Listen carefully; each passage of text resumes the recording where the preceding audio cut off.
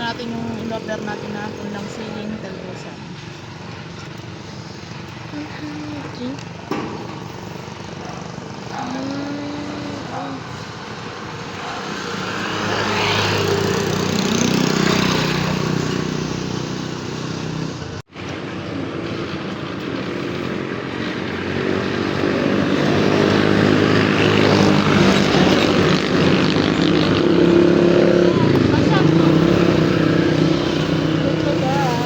Ganda niya na, oh.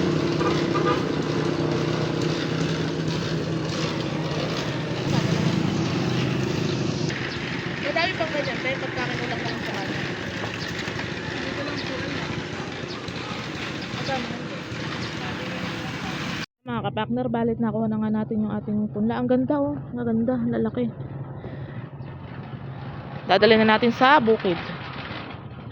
Good morning mga kapakner, panibagong araw at syempre panibagong vlog tayo. Yan, dito pa nga tayo sa bahay, bali mag 8:30 na ng maga. At inantabayanan nga natin yung punla. Andiyan na nga, dumating na, kinuha na natin. Bali, hinihintay ko lang yung bayo ko para papatid tayo sa may tuloy ng Santa Isabel. Hindi natin kayang bitbitin eh. Nakalusong na pala si Katrops, doon papasundo na lang tayo sa kanila. Yan, thank you nga po pala kay Tita, survive na naman. Ayan, Tita, alam mo na kung sino. Kung mag-alala, tulad ng pinangako ko, hindi tayo papasira dyan.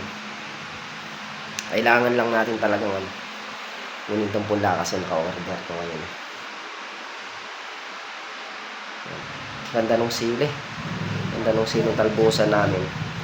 So, pandagdag kita namin to sa lahat, hindi lang para sa amin tatlo, kundi kasama si Mrs. Kapakner dito. Syempre siya yung cook namin sa lahat, talbusan kasama natin yun.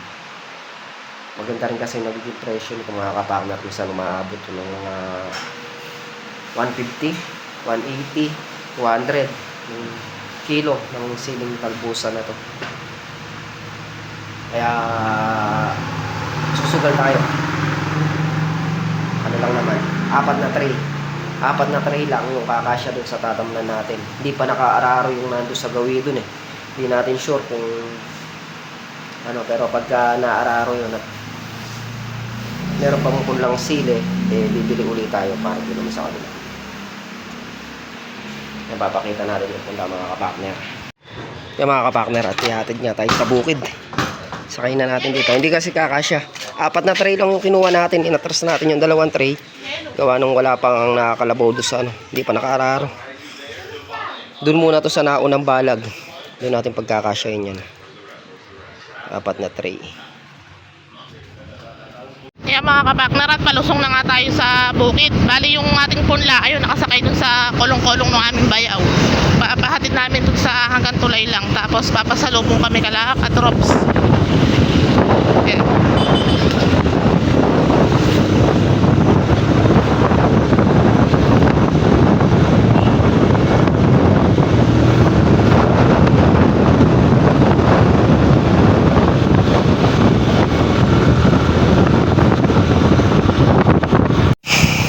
Yung mga kapakner, dito na nga tayo sa bukid. Bali yan na nga yung punlang kalamansi. Natid lang natin saglit yung bayo ko, gawa ng baka hindi siya makalusot dun sa may malalim dun. Tinulak natin. Bali yan, bukas nga itatanim. Pag tinanim natin yan, lalagyan namin ng Puradan yung paligid kasi mahirap magtiwala dito sa lupa dito. Hindi tayo nakasure kung matatad ba, kasi nakakita akong tatad dyan eh. Yung tatad na yun, kapag nakagat na yung puno na yan, ala na, patay na yung puno niya. Pag nakagat ng tatad, malalanta. Nanggagaling yun sa ilalim ng lupa. Nakita mo, nakatayo yung puno pero lanta siya. Subok natin yung, kaya hindi natin pwedeng dilagyan ng Puradan dyan. Nakakita ako ng tatad dyan eh. Sayang yung pera natin dito kapag hindi natin lagyan ng Puradan. Lalagyan natin yan kahit bumili tayo. Pero alam ko meron pa kaming tira dito eh. Doon natin tatanim yan sa may balag ng upo. Pag napuno yun, doon naman sa kabilang balag tatamnan din. Lahat ng bakante na pwedeng tamnan sa dulo tatamnan natin. Dagdag pagkakakitaan namin. 'Yan mga kapakner, dito na nga tayo sa bukid. Bali yan na nga yung punlang kalamansi. Natid lang natin saglit yung bayo ko, gawa ng wala pang nakakalabaw doon sa hindi pa nakaararo. Doon natin pagkakasyahin yan. 4 na tray lang yung kinuha natin. Bali yan, bukas nga itatanim. Bali nag-i-spray na nga sila. Tinanghali tayo gawa ng ulangan na sili. Nantabayanan pa namin para madala na dito sa bukid. Kasi si Mrs. Kapakner nagluluto ng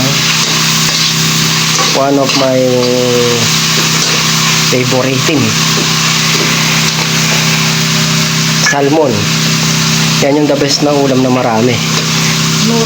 Mura pa. Pre, ano lang muna tayo. Iwas muna tayo sa karne kasi wala pa tayong ganong pitas. Pagka marami ng pitas, huli tayo magkakarne. Yan muna. Salmon, saba, itlog, pwede na muna sa amin yan. Hindi naman kayo maselan. Tsaga-tsaga lang. Bango.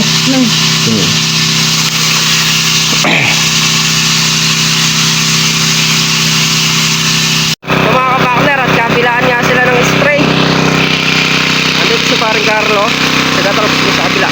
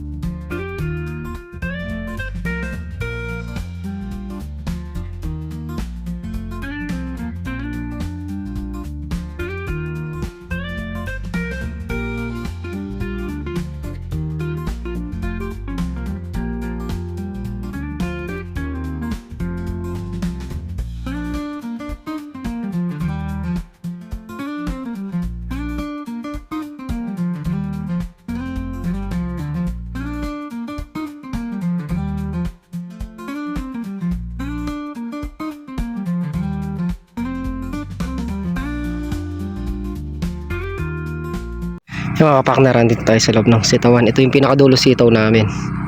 Yan. Diretso hanggang doon. Tapos pagdating dyan, ito na lang, papunta naman doon. Dami na rin bunga. Yan. Sabi nga yung Bulacan huwag ka maiinip kasi pag nainip ka dyan kala mo madalang ang bunga. Pero pagka nagtatagal, lalo na pag naglagas yung dahon na yan, naubos yan. Dadagsain ang bunga yan. Dami. Parte na to. Wala. Manipis. Manipis yung bunga.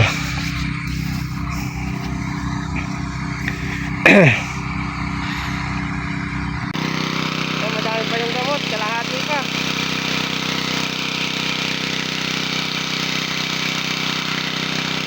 Dito naman tayo sa makina. Bantay makina naman tayo mga kapakner. Tapos maya maya check natin yung wash nila pagka hihilahin ko. At luto na nga yung aming ulam. Bali nangangalahati na yung drum. Tapos nila ready to eat na. Thumbs go na. Asim. Sarap na. Asam kilig.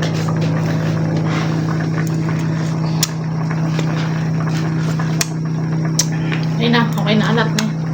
Okay na. Kaya mga kapakner, at nandito nga tayo sa Dulong Balag. Bali dito itatanim yung mga siling talbusan. Yung dala natin kanina. Kaya grass cutter na niya.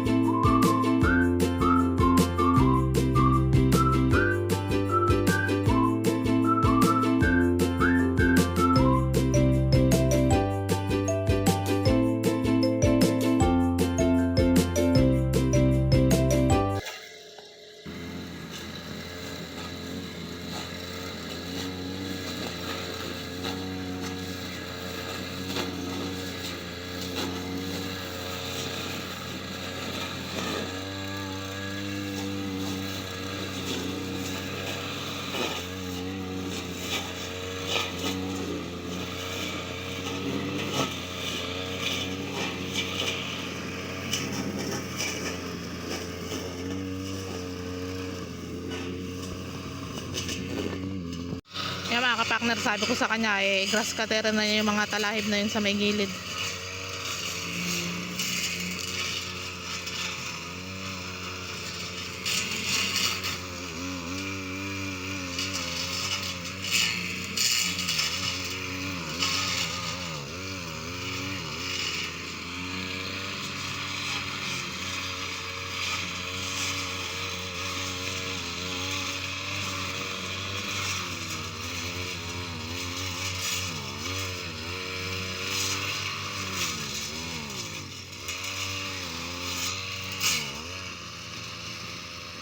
Yung mga kapaknar, at babalikan daw niya mamaya yung ano na yan, yung mga talahib na yan. Ahon muna kami.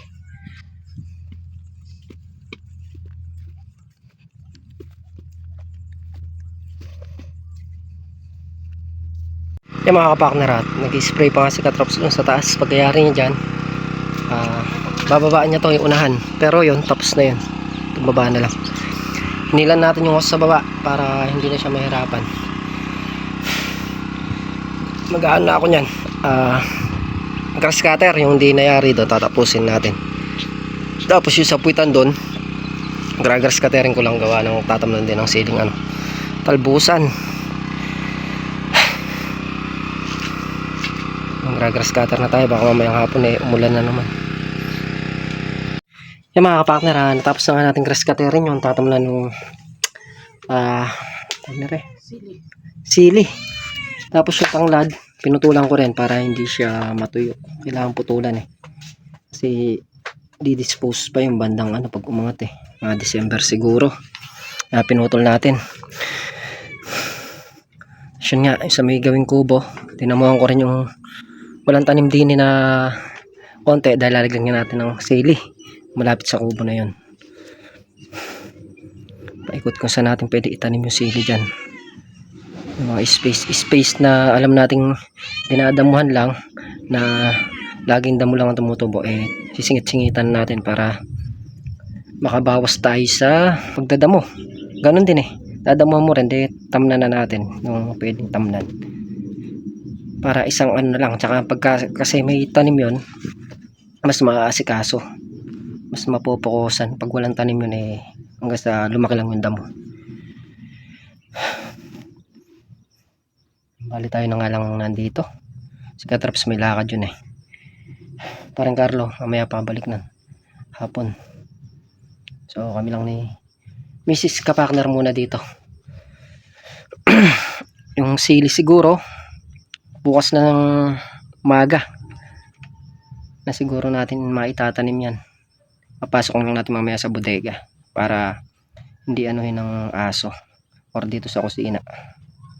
Yan mga kapartner, at yun nga ginagawa natin ngayong araw pag grass cutter at saka sila nag-spray. Ayan, nandito si paring Carlo nag-spray doon sa may gawin dulo, may tabing bakod. Yan nga, at kami pauwi na. Sibat na tayo, alas 4 na ng hapon, bukas naman uli. Yan mga kapartner, muli po thank you po sa suporta, at syempre thank you po kay blind item blind item yan, thank you nga pala kay tita. I will survive. Alam mo na yun kung sino ka, tita. Thank you na marami, at lalo ka pa sana pagpalain at bigyan ng mahabang buhay at magandang kalusugan. Muli po, hanggang dito na lang ating simpleng video. Ingat po kayo and God bless. Bye bye.